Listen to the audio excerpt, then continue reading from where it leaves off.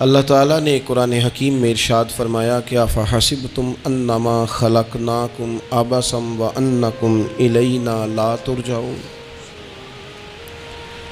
فرمایا کیا تم یہ گمان کرتے ہو کہ ہم نے تمہیں بیکار پیدا کیا ہے، اور کیا تم یہ سمجھتے ہو کہ تمہیں پلٹ کر ہماری طرف نہیں آنا؟ اللہ تبارک و تعالیٰ نے جو چیز بھی پیدا کی، جہاں بھی پیدا کی، بڑی حکمتوں کے تقاضوں کے تحت پیدا کی۔ میں کسی شخص سے بیزار نہیں ہو سکتا، کیونکہ ایک ذرہ بھی تو بیکار نہیں ہو سکتا۔ اللہ نے ہر چیز کو کمال حسن کے ساتھ دنیا میں پیدا کیا، اور انسان تو اشرف المخلوقات ہے۔ یہ تو اللہ تعالیٰ کی تخلیق کا شاہکار ہے۔ اللہ تعالیٰ نے اسے بڑی رعنائیوں کے ساتھ، بڑی حکمتوں کے ساتھ، بڑے کرم کے ساتھ پیدا فرمایا۔ اس کو اللہ تعالیٰ نے سمجھنے کی، بات کرنے کی، اپنا ما فی الضمیر کہہ دینے کی صلاحیت عطا فرمائی۔ مالک نے اسے عقل، شعور دیا، اور جو بڑی طاقتور مخلوق نظر آتی ہیں ان کو اللہ تعالیٰ نے انسان کے قبضے میں دے دیا۔ کتنا بڑا ہاتھی ہوتا ہے لیکن ایک چھوٹا سا بچہ اسے لیے پھرتا ہے۔ کتنا بڑا اونٹ ہے، کتنی طاقت رکھتا ہے، لیکن ایک چھوٹا سا بچہ اس کے ناک میں نکیل ڈالتا ہے اور اسے لے کے گھومتا ہے۔ اللہ تبارک و تعالیٰ نے اسے اشرف المخلوقات بنایا ہے۔ اتنے اتنے بڑے جہاز ایک انسان کے قبضے میں دے دیے ہیں۔ وہ جب چاہتا ہے جہاز اڑتا ہے، جب چاہتا ہے اسے زمین پہ اتار لیتا ہے۔ اللہ کی دی ہوئی طاقت سے ملکوں کو سر کرنا، بڑی بڑی ٹیکنالوجی کو ایجاد کرنا، خدا نے اپنی توفیق سے اسے عطا کیا۔ اور پھر اگر وہ مسلمان ہے، پھر اگر وہ حضور کا غلام ہے، تو پھر تو فرمایا کنتم خیر امت اخرجت للناس۔ انسان ساری مخلوق میں افضل ہیں، اور میرے محبوب کا کلمہ پڑھنے والے سارے انسانوں میں سب سے افضل ہیں۔ ان کو اللہ نے اور زیادہ فضیلتوں سے، برکتوں سے مالا مال کیا۔ یہ وہ مخلوق ہے، یہ وہ لوگ ہیں، یہ وہ امت ہے کہ جو صرف ارادہ کرتی ہے نیکی کا، کرتی نہیں۔ ارادہ کرتی ہے تو اللہ نیکی کرنے کا اجر عطا فرما بھی دیتا ہے۔ یہ ابھی پلان کرتی ہے کہ میں یہ کام کروں گا تو رب اس کا ثواب شروع بھی فرما دیتا ہے، لیکن پتہ نہیں کیا ہو گیا ہے لوگوں کو، نیکی کے ارادے کرنے ہی چھوڑتے جا رہے ہیں، نیکی کی منصوبہ بندی کرنی چھوڑ دی ہے، خیر کے لیے پلان کرنا ہی چھوڑ دیا ہے۔ بہت سارا وقت بیکار گزرتا ہے، بہت سارا وقت چوراہے پہ گزر گیا، بہت سارا وقت گپوں میں گزر گیا۔ عمرے دراز مانگ کے لائے تھے 4 دن، 2 آرزو میں کٹ گئے، 2 انتظار میں۔ ایک ڈھیر سارا طبقہ ہے جس سے پوچھتے ہیں کیا کر رہے ہو، تو کہتے ہیں بس کچھ بھی نہیں، ٹائم پاس کر رہا ہوں۔ تو میں کہتا ہوں یار اتنا فالتو ٹائم کہاں سے آیا جسے پاس کرنا پڑا؟ میں بور ہو رہا ہوں، تو میں کہتا ہوں بور ہونے کے لیے وقت کہاں سے لیا آپ نے؟ آپ تو مسلمان ہیں، آپ کا تو وقت شریعت نے بڑا قیمتی کر دیا ہے۔ آپ تو 1 منٹ میں 3 بار سورہ اخلاص پڑھ سکتے ہیں۔ آپ کو تو ذرا سا وقت ملے تو آپ جا کے 2 رکعت نماز کی نیت باندھ سکتے ہیں۔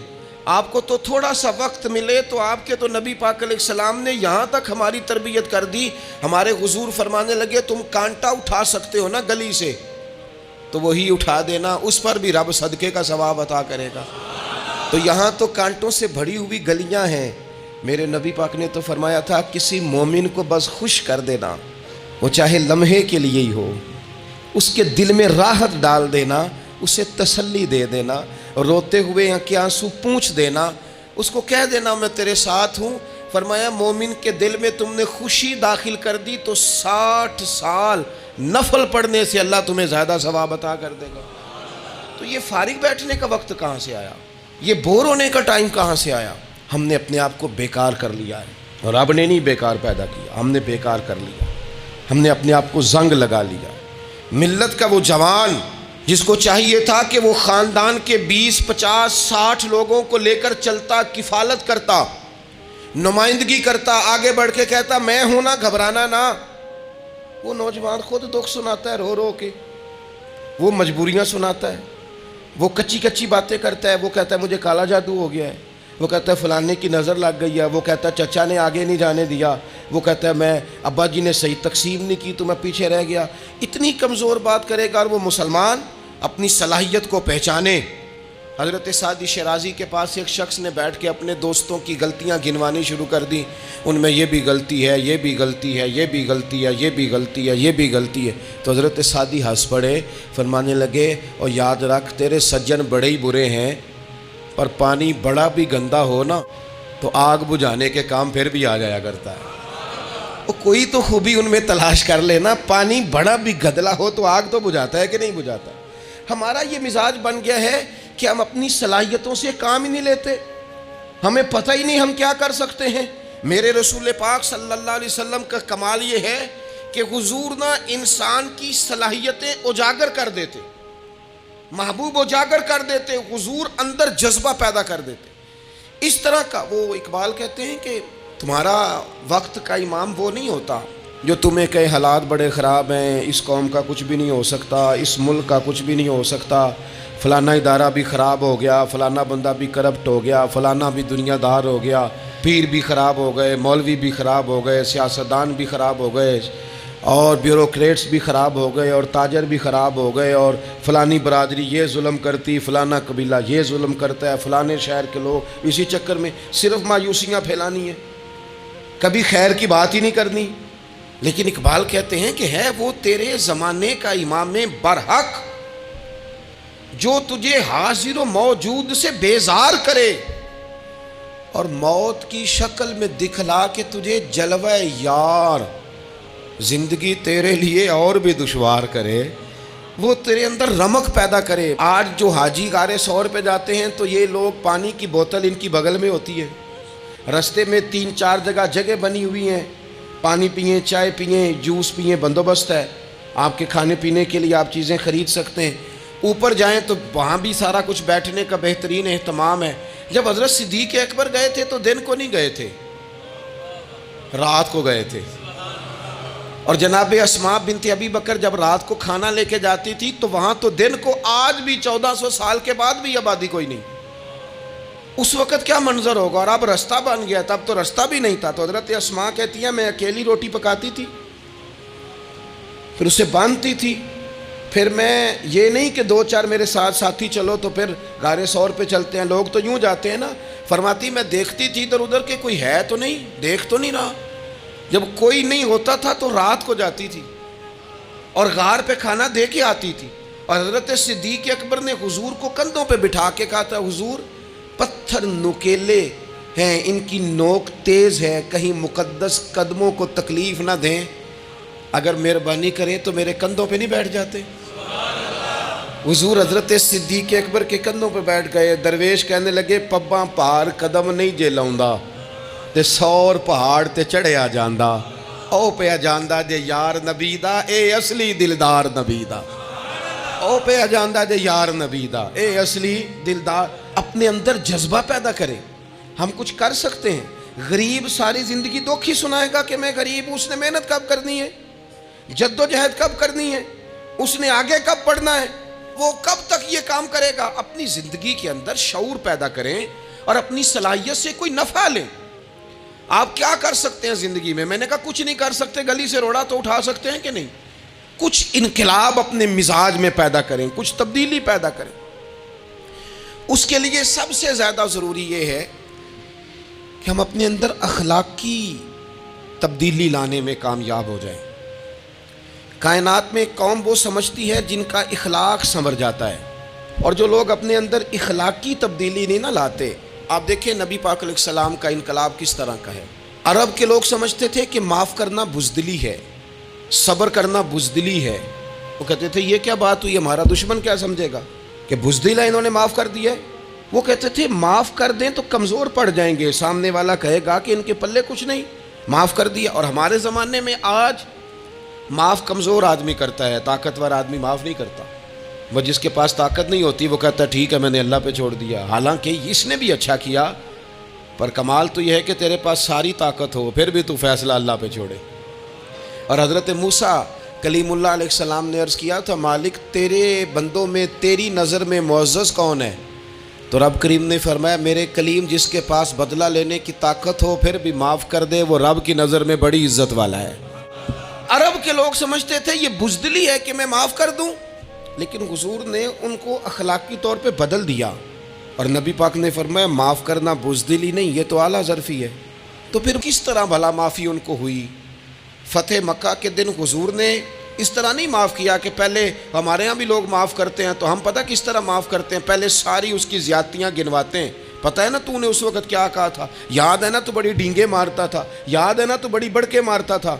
عرب کے لوگ سارے سامنے کھڑے ہیں، پتہ کون کون ہیں؟ اکرمہ بن ابو جہل آخری دن تک لڑے، ابو سفیان آخری دن تک لڑے، سارے لوگ سامنے کھڑے، کچھ بھاگ گئے ہیں جان بچا رہے ہیں۔ حضور نے کیا فرمایا؟ فرمایا پتہ تمہارے ساتھ آج سلوک کیا کرنا ہے؟ یا رسول اللہ بتائیے۔ تو نبی پاک نے فرمایا وہی کرنا ہے جو جناب یوسف نے بھائیوں کے ساتھ کیا تھا، بات ہی کوئی نہیں کرنی، پچھلا قصہ چھیڑنا ہی نہیں، نہ کانٹے بچھانے کی بات کرنی ہے، نہ روڑے مارنے کی کرنی ہے، نہ بدر میں آنے کی کرنی ہے، نہ احد میں پتھر مار کے دانت شہید کرنے کی بات کرنی ہے، نہ خندق کی بات کرنی ہے، نہ خیبر کی کوئی بات۔ جاؤ نہ معاف کیا، بات ہی کوئی نہیں کرنی، معافی دے دی۔ ابو سفیان کہنے لگے حضور مجھے بھی معافی ہے۔ سونیا تیرے کرم پہ قربان جاؤں۔ میرے کریم فرمانے لگے تو قبیلے کا سردار ہے، مکہ شریف کے لوگ تجھے بڑا سمجھتے ہیں، دیکھ حضور معاف بھی کرتے ہیں اور عزت بھی دیتے ہیں۔ فرمایا جا میں نے تجھے معاف کیا، اور جو تیری حویلی میں آ کے پناہ لے لے گا میں اسے بھی معاف کر دوں گا، اسے بھی معافی مل جائے گی جو تیرے گھر آ جائے گا۔ اب تبدیلی آ گئی، وہ جو اندر کفر تھا وہ ٹوٹ گیا، انقلاب آ گیا۔ یہی ابو سفیان جو کل تک مخالفت میں لڑتے تھے، پھر یہ حضور کے ساتھ جنگوں میں جاتے، اور اس طرح جاتے کہ حضور گھوڑے پہ بیٹھے اور جناب ابو سفیان نے گھوڑے کی لگام تھامی ہے، ہر میدان میں گئے، ہر جگہ خدمت کی۔ اکرمہ بن ابو جہل کا پتر ہے، کوئی کسر نہیں چھوڑی اس نے، حد کر دی، ہر جگہ لڑا، ہر مقام پہ۔ لیکن فتح مکہ کے موقع پر یہ بھاگ گیا تھا، جان بچا کے چھپ گیا۔ اس کی بیوی آئی، آگے کہنے لگی سونیا میرے چھوٹے چھوٹے بچے ہیں، مجھے پتہ چلا ہے کہ میرے شوہر کے لیے آپ نے ڈیتھ وارنٹ جاری کر دیے ہیں کہ جہاں ملے مار دیا جائے، صحابہ نے یہ اعلان کیا ہے، وہ سخت مجرم ہے، اس کے لیے سخت آرڈر جاری کیا گیا ہے۔ تو کریم کیا فرمانے لگے؟ حضور فرمانے لگے تو کیا چاہتی ہے؟ میں کوئی آپ کو قصہ تو نہیں نہ سنا رہا، خدا را مہربانی کریں، تھوڑا سا دل بڑا کریں، تھوڑا سا۔ وہ ساس کہتی ہے جی میں کیویں معاف کر دیاں جی، تمہیں پتہ نہیں پیر صاحب میرے اندر زخم کنے نے، مثلاً کیا ہے، گولی مار دی ہے کسی نے کسی کو۔ بہو سے کہیں تو کہتی ہے جی میں معاف کر دوں، اس کو معاف کر دوں، آپ کو بتاؤں اس نے تکلیف کتنی دی۔ مہربانی کرو ایک دوسرے کو معاف کرو، اپنے دل میں گنجائش پیدا کرو۔ اس بندے کی بات ہو رہی ہے جو باپ سے لگا ہوا ہے مخالفت کرنے، ابے نے بھی ظلم کیے، اس نے بھی کیے۔ حضور اس کی بیوی سے کہتے ہیں کیا چاہتی ہے؟ کہنے لگی حضور معاف کر دیں اسے۔ تو نبی پاک صلی اللہ علیہ وسلم نے فرمایا ٹھیک ہے، یہاں تو معافی کا دروازہ تو سب سے زیادہ کھلا ہوا ہے، تو کہتی ہے تو چلو ٹھیک ہے معاف کیا، ہو گئی بات۔ اس نے جا کے جہاں چھپا ہوا تھا اسے کہا اکرمہ حضور نے تجھے معاف کر دیا۔ کہنے لگا کوئی کرنے والی بات کر، وہ معاف کرتے ہیں مجھے پتہ ہے، بڑا کرتے ہیں، پر جو میں نے کیا ہے وہ معافی والا نہیں۔ مجھے معافی ہو سکتی ہے، یہ کیسے ہو سکتا ہے، یہ کیسے ہو گیا، ہو ہی نہیں سکتا۔ اس کی بیوی پھر آئی، کہنے لگی حضور وہ مانتا نہیں، یہ تاریخ صرف میرے رسول کی ہے، یہ سیرت صرف میرے رسول کی ہے، کہ جس کو معاف کیا جا رہا ہے اس کی سمجھ میں بات نہیں آ رہی کہ بھلا مجھے معاف کر دیا ہے۔ حضور کہتے ہیں اچھا تو بتا وہ کیسے مانے گا؟ کہنے لگی حضور اگر کوئی نشانی دے دینا، عرب کے لوگ تلوار دے دیتے تھے، زرہ دے دیتے تھے، پگڑی دے دیتے تھے، چھڑی دے دیتے تھے، یہ دلیل ہوتی تھی کہ فلاں نے نشانی دے دی۔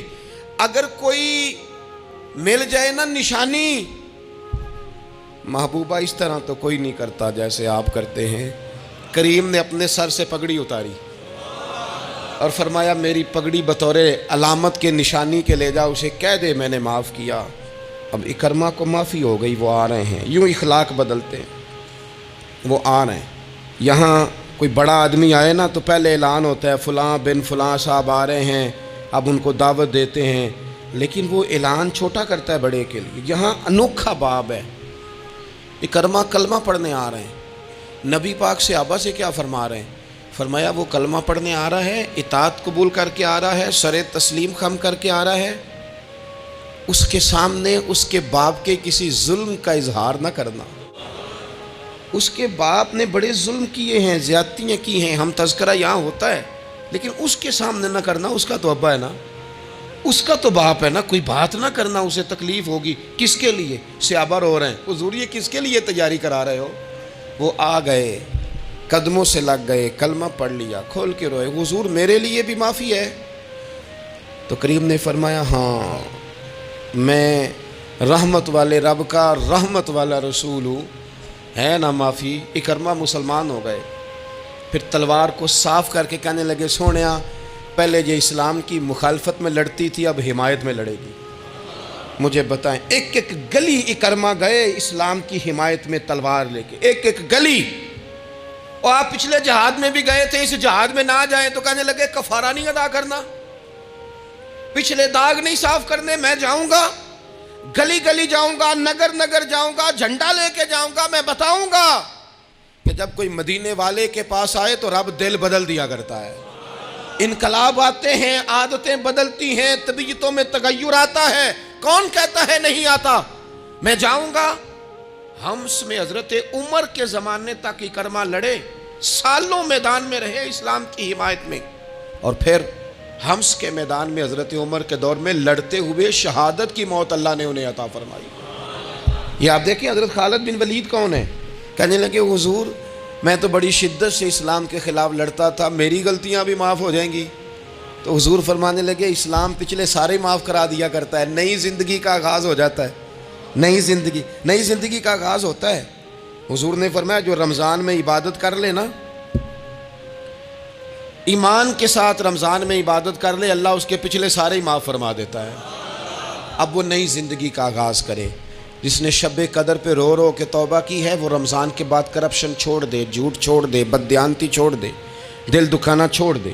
جس نے رمضان میں روزے رکھے، تراویح پڑھی ہے، وہ نئی زندگی کا آغاز کرے۔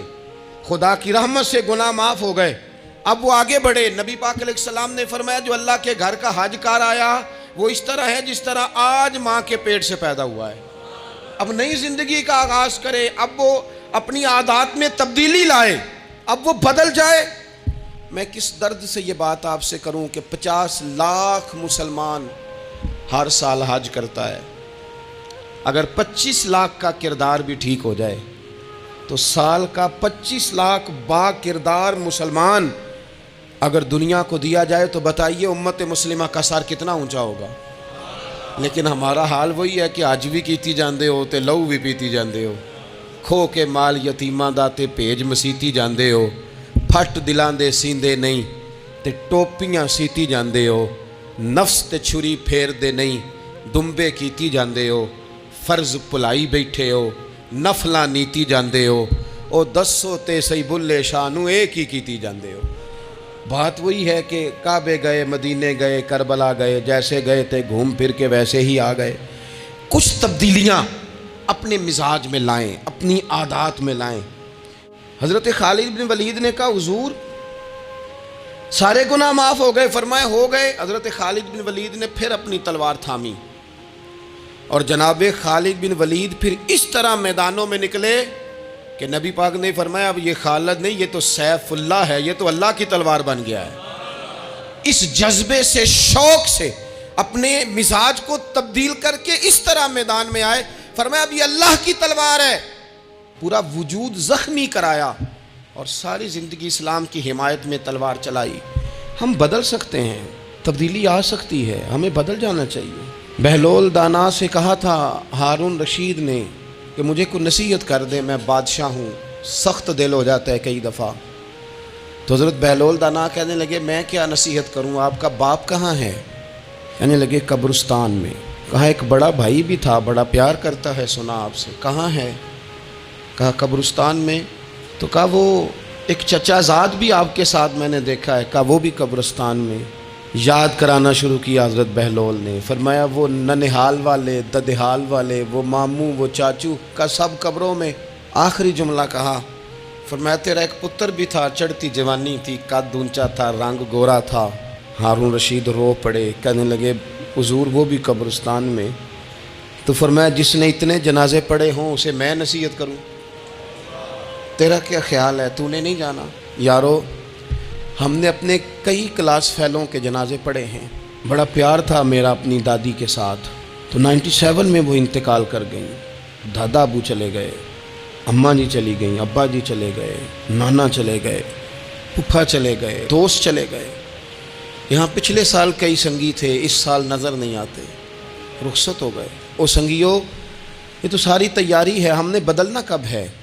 اب تو ہمارا بڑھاپا آنے کو ہے، اب تو بال سفید ہونے کو، تبدیلی کس وقت؟ اللہ تعالیٰ نے قرآن مجید فرقان حمید کے اندر فرمایا اللہ ولی الذین آمنوا یخرجہم من الظلمات الی النور، اللہ مومنوں کا ولی ہے، وہ انہیں اندھیروں سے نور کی طرف نکالتا ہے، وہ رستہ دکھاتا ہے۔ بار بار راہ کھلتی ہے ہمارے سامنے پر ہم قبول کرنے کو تیار نہیں ہوتے۔ کچھ تبدیلی اب آ جائے، کچھ زبان میں مٹھاس آ جائے، کچھ ہمارے عمل میں پختگی آ جائے۔ ہم نہ بہت سارے کام لوگوں کو دیکھ کر کرتے ہیں، اس سے تھوڑی جان چھڑائی جائے۔ کچھ اپنے اندر جو قباہتیں ہیں، کچھ اپنے ساتھ جنگ کی جائے۔ نبی پاک علیہ السلام نے فرمایا افضل جہاد اپنے نفس سے لڑائی کرنا ہے، اپنے آپ کے ساتھ کچھ جد و جہد کی جائے، کچھ اپنے خلاف بھی چلا جائے۔ ساری زندگی دوسروں سے لڑتے، دوسروں پر اپنی غلطیوں کا بوجھ ڈالتے گزر گئی، کچھ اپنے نفس پر بھی۔ حضرت بایزید بستامی سے کسی نے کہا حضور میں نے اللہ تک جانا ہے، رستہ بتا دیں۔ فرمایا 2 قدم کا رستہ ہے۔ فرمایا 1 قدم اپنے نفس کی خواہش پہ رکھ لے تو دوسرا قدم تیرا رب تک پہنچ جائے گا۔ تو اپنے آپ کو کنٹرول نہیں نہ کرتا، اپنے آپ سے تو لڑ پہلے۔ اقبال کہتے ہیں ڈھونڈتا پھرتا ہوں اے اقبال اپنے آپ کو، آپ ہی گویا مسافر آپ ہی منزل ہوں میں۔ نبی پاک نہ تبدیلی کرتے۔ یہ جو لوگ کہتے ہیں نا کیسے بدلوں، تو حضور بدلنے ہی تو آئے ہیں، حضور بدلنے۔ حضرت مازن ایک صحابی ہیں، وہ کہتے ہیں میں بت کی پوجا کرتا تھا، امام بہقی نے لکھا ہے میں بت پوجتا تھا۔ ایک دن میرے بت کے اندر سے آواز آ گئی تو کب تک مجھے پوجے گا، مدینے میں تو حضور جلوہ فرما ہو گئے ہیں۔ کہتے ہیں 2 دفعہ 3 دفعہ بت مجھے پیغام دے رہا ہے کہ حضور کی طرف جاؤ۔ بت کہتے ہیں میں وہاں سے چلا، حضور کی بارگاہ میں پہنچا تو نبی پاک علیہ السلام کی خدمت میں حاضر ہو کے میں نے عرض کی یا رسول اللہ کمال ہو گئی، لوگ بتوں کو پوجتے ہیں اور میرا بت کہہ رہا تھا جا کے حضور کا کلمہ پڑھ لے۔ او سکیاں کھجوراں اگا جام دے تے پتھراں تو کلمہ پڑھا جام دے۔ فرمایا وہ انہوں نے مجھے بت نے بھیجا ہے۔ حضرت مازن کہتے ہیں حضور کی بارگاہ میں آیا، نبی پاک نے کلمہ پڑھایا تو میں نے عرض کی حضور میرے اندر کچھ قباہتیں بھی ہیں، کسی کی چیز دیکھ کے میرا جی للچا جاتا ہے، میں چوری کر لیتا ہوں، بدکاری کا بھی مزاج ہے، شراب نوشی بھی ہو جاتی ہے۔ کہتے ہیں حضور نے میرے سینے پہ ہاتھ رکھا، میرے لیے دعا کر دی۔ آپ فرماتے ہیں گردن اونچی تھی کبھی نیچی نہیں ہوئی تھی، پر وہ کلمے کی کیا برکت آئی کہ ایسا سر جھکا کہ وہ جھکا ہی رہا، ایسی تبدیلی آئی کہ آ گئی، نفرت ہو گئی۔ کہتے ہیں حرام مال آتا ہے تو میری طبیعت پہ بوجھ بن جاتا ہے۔ میں اکثر دوستوں سے کہتا ہوں کہ ہمارے ہاں لوگوں کا عجیب مزاج ہے، وہ اپنا مائنڈ سیٹ کر لینا، کبھی ذہن بنا لینا یہ چیز حرام ہے تو وہ کبھی بھی حلق سے نیچے ہی نہ جائے۔ آپ گوشت کھا رہے ہوں اور بڑا اچھا پکا ہوا ہے، بہترین مسالہ جات لگے ہوئے ہیں، بہترین، آپ کھا رہے تھے گوشت، کوئی بندہ آپ کے کان میں آ کے کہہ دے صدقے کا ہے، اس کا منہ میں ذائقہ بدل جاتا ہے کہ نہیں؟ بھئی گوشت تو وہی ہے، یہ کیسے بدل گیا؟ کیونکہ آپ کے نا وہاں کمپیوٹر میں فٹ ہے کہ صدقہ میرے لیے درست، آپ وہ کہتے ہیں یہ تو فارم بن گیا۔ بھئی یہ کیا بن گیا؟ چلیں اس سے بھی آگے چلتے ہیں۔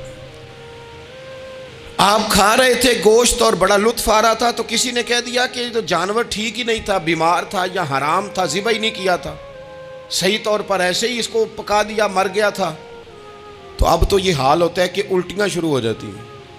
کیوں؟ اس لیے کہ نفیس طبیعت پر نہ صدقے کا گوشت فٹ ہوتا ہے نہ حرام فٹ ہوتا ہے، کیونکہ طبیعت نفیس ہے نا۔ بس اس بات کو سمجھ لیں، جس طرح حرام بکرا طبیعت پہ فٹ نہیں نہ ہوتا، اس طرح کروڑ حرام بھی طبیعت پہ فٹ نہیں ہونا چاہیے۔ 2 کروڑ بھی حرام آ جائے تو فٹ، جس دن 2 کروڑ پر بھی الٹی آنے لگ گئی نا، جس دن حرام جگہ پر قبضہ کرتے بھی کہہ آنے لگ گئی، ذائقہ بدلنے لگ گیا، کمپیوٹر میں فٹ ہو گیا کہ یہ میرے لیے ٹھیک نہیں۔ لیکن میں اکثر کہتا ہوں لوگوں سے، میں کہتا ہوں ہمارے ہاں بندہ دیکھ کے فتویٰ ہوتا ہے۔ یہاں کوئی غریب عیسائی ہو نا، ماڑا بیچارہ گلی میں جھاڑو دے کے روٹی کماتا ہے، تو لوگ مسئلہ پوچھتے ہیں، کہتے ہیں مولوی صاحب سائنہ روٹی کھانی جائز ہے؟ تو میں پھر ان لوگوں سے آگے سے پوچھ لیتا ہوں، میں کہتا ہوں یہ بتاؤ امریکہ کا صدر بھی عیسائی ہے، اس کے ساتھ جائز ہے؟ اتنے وزیر مشیر وزراء اعظم ملکوں کے جا کے کھاتے ہیں، کبھی آپ نے مسئلہ پوچھتے دیکھیں؟ وہاں تو جو مولوی مشیر بنے ہوئے وہ بھی بیٹھے ہوتے ہیں بیچ میں، وہ بھی بیٹھے ہوتے ہیں، اب بھی ان سے پوچھو۔ لیکن ہمارا مزاج یہ بن گیا ہے کہ غریب کے حق میں مسئلہ اور ہے اور امیر کا معاملہ ہے تو معاملہ اور ہے۔ اس سے نکلیں، یعنی اگر 5 روپے کسی کے گر جائیں تو وہ واپس کرنے بھی ضروری ہیں، اور 5 کروڑ گر جائیں تو وہ بھی۔ وہ ہمارے ایک دوست کہا کرتے ہیں کہ ایک صاحب تھے، ان کو نا بڑے قیمتی جوتے کا ایک پیر مل گیا کہیں سے گرا ہوا، انہوں نے وہ قیمتی پاؤں جوتے کا گرا ہوا اٹھایا اور وہ بندہ تلاش کرنے لگے کس کا گرا ہے۔ دیر تک وہ ڈھونڈتے رہے ایک پاؤں کس کا ہے، تھوڑی دیر کے بعد انہیں دوسرا پاؤں بھی مل گیا، پھر انہوں نے بندہ ڈھونڈنا بند کر دیا۔ انہوں نے کہا اب دونوں ہو گئے ہیں، اب یہ کام آئے گا، لہذا انہوں نے بند کر دیا۔ میرے عزیز، یہ تو کوئی طریقہ نہیں ہے نا کہ آپ چیز اگر تھوڑی سی ہے تو اس پر فتویٰ اور ہے، اور اگر زیادہ ہے تو مزاجوں میں جب ہم یہ لے آئیں گے اپنی طبیعت میں، اور کب تک ہم نے اسی طرح رہنا ہے، کب ہم نے اپنے وجود سے کام لینا ہے، بیکار وقت کب تک گزرنا ہے۔